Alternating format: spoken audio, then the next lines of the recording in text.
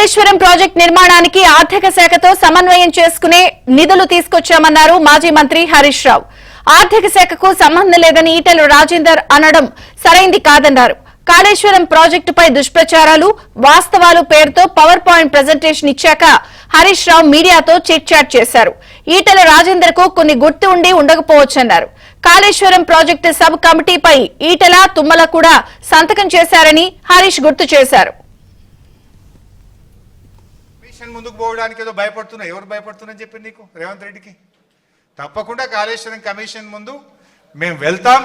మీరు చేసిన దుష్ప్రచారాలన్నీ కూడా పటాపంచలు చేస్తాం. దానికి ఎవరు భయపడేది లేదు. ప్రాణత్యాగానికే సిద్ధపడ్డ నాయకులు ఇలాంటి మీరు చేసే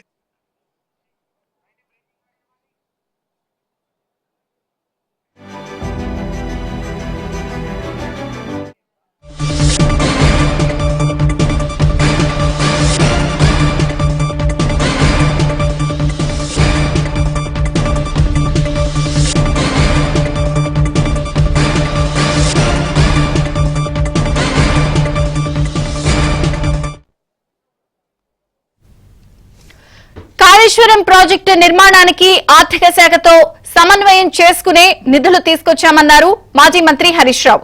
ఆర్థిక శాఖకు సంబంధం లేదని ఈటెల రాజేందర్ అనడం సరైంది కాదన్నారు. కాళేశ్వరం ప్రాజెక్టుపై దుష్ప్రచారాలు, వాస్తవాలు పేరుతో పవర్ పాయింట్ ప్రెజెంటేషన్ ఇచ్చాక హరీష్ రావు మీడియాతో చిట్ చాట్ చేశారు. ఈటెల రాజేందర్ కు కొన్ని గుర్తు ఉండి ఉండకపోవచ్చన్నారు. కాళేశ్వరం ప్రాజెక్టు సబ్ కమిటీపై ఈటెల, తుమ్మల కూడా సంతకం చేశారని హరీష్ రావు గుర్తు చేశారు. వివరాలను ఇక నరేష్ అందిస్తారు. Naresh, MLA BRS party senior నాయకులు కొన్ని కీలకమైన వ్యాఖ్యలు చేశారు.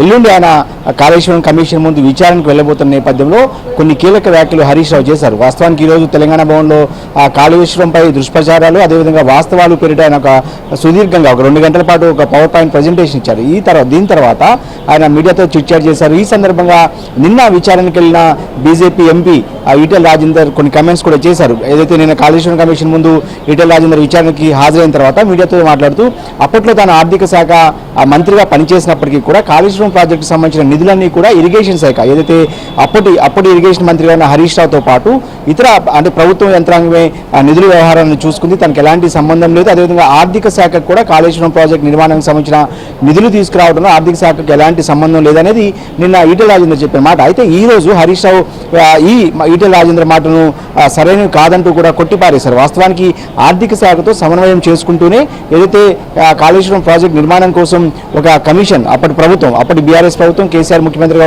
ఉండగా నిధుల సమీకరణ కోసం ఒక ఏదైతే కార్పొరేషన్ ఏర్పాటు చేసింది. సో ఏదైతే ఆర్థిక శాఖతో సమన్వయం చేసుకుంటేనే తమకు నిధులు వచ్చాయంటూ కూడా హరీష్ రావు చెప్తున్నారు. అదేవిధంగా ఒక సబ్ కమిటీని కూడా అప్పుడు ముఖ్యమంత్రిగా ఉన్న కేసీఆర్, హరీష్ రావు, తుమ్మల నాగేశ్వరరావు, అదేవిధంగా ఈటెల రాజేందర్తో కలిపి ఒక సబ్ కమిటీని నియమించారు.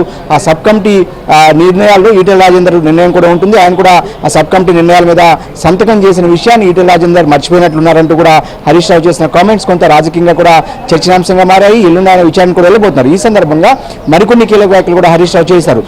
ఎల్లుండి విచారణకు వెళ్ళిన సందర్భంగా కొన్ని కీలకమైన డాక్యుమెంట్స్ను తాను కాళేశ్వరం కమిషన్ ముందు ఉంచబోతున్నాను, ఆ తర్వాత రాజకీయంగా అదేవిధంగా పెద్ద బాంబు బ్లాస్ట్ అవుతుంది అంటూ కూడా అంటే మీడియా ముందు తాను ఇప్పుడేమీ చెప్పను, అన్ని ఏమైతే చెప్పదలుచుకున్నానో అవన్నీ కూడా కాళేశ్వరం కమిషన్ ముందే చెప్తాను. అదేవిధంగా ప్రతిదానికి కాళేశ్వరం కమిషన్ విచారణకి హాజరు కావడానికి తాము ఎక్కడ కూడా భయపడటం లేదంటూ కూడా ఆయన సీఎం రేవంత్ రెడ్డిని ఉద్దేశించి కూడా హరీష్ రావు కొన్ని కీలక వ్యాఖ్యలు చేశారు.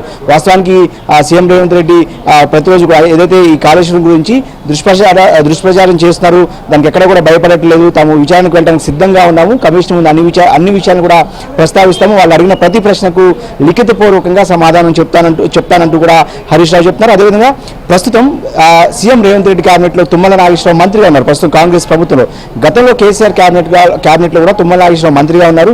అప్పట్లో కాళేశ్వరం ప్రాజెక్టు కోసం ఏర్పాటు చేసిన సబ్ కమిటీలో తుమ్మల నాగేశ్వరరావు సభ్యులు కాబట్టి తుమ్మల నాగేశ్వరరావును కూడా విచారణకు ఎందుకు పిలవట్లేదు అనేది కూడా హరీష్ రావు ప్రశ్నిస్తారు. ఖచ్చితంగా తుమ్మల నాగేశ్వరరావును కూడా విచారణకు పిలవాలి, విచారించాలంటూ కూడా కొన్ని కీలకమైన వ్యాఖ్యలు చేశారు. మొత్తానికి కాళేశ్వరం కమిషన్ చాలా కాలంగా విచారణ కొనసాగుతున్నప్పటికీ కూడా ప్రస్తుతం నిన్న ఈటెల రాజేందర్ విచారణతో కొంత రాజకీయంగా ప్రాధాన్యతను సంతరించుకుంది. ఇప్పటివరకు అధికారులను మాత్రమే విచారించిన కాళేశ్వరం కమిషన్ ఇప్పుడు రాజకీయ నాయకులను నిన్న ఈటెల రాజేందర్ను విచారించింది. ఎల్లుండి 9వ తారీఖు నాడు హరీష్ రావు కమిషన్ ముందుకు వెళ్ళబోతున్నారు. 11వ తేదీ నాడు మాజీ ముఖ్యమంత్రి బీఆర్ఎస్ అధినేత కేసీఆర్ కూడా రావాల్సిందిగా కమిషన్ ఏదైతే కోరిన నేపథ్యంలో కేసీఆర్ అటు వెళ్తారా లేదనేది కూడా బీఆర్ఎస్ పార్టీలో ఒక స్పష్టత లేదు. కానీ విచారణకు మాత్రం తాను వెళ్తున్నట్టు హరీష్ రావు ఏదైతే ఆన్ ది రికార్డ్గానే కాసేపు క్రితమే స్పష్టం చేశారు.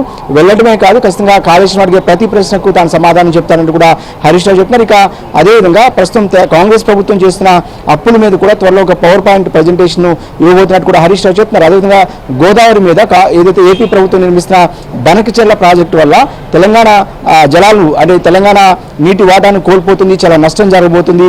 ఈ అంశం మీద కూడా త్వరలోనే ఒక పవర్ పాయింట్ ప్రజెంటేషన్ ఇవ్వడం, అదేవిధంగా ప్రజల్లో కూడా వెళ్ళబోతున్నట్టు హరీష్ రావు చెప్తున్నారు. ఏదేమైనప్పటికీ కూడా నిన్న ఈటెల రాజేందర్ చేసిన కామెంట్స్ ఏవైతే ఉన్నాయో కమిషన్ విచారణకు హాజరైన తర్వాత ఈటెల చేసిన కామెంట్స్ ను హరీష్ రావు అయితే కొట్టిపారేశారు. ఖచ్చితంగా ఆర్థిక శాఖతో సమన్వయం చేసుకుంటూనే అప్పటి కాళేశ్వరం ప్రాజెక్టు నిర్మాణం కోసం నిధులను తీసుకొచ్చినట్టు హరీష్ రావు చెప్తున్నారు.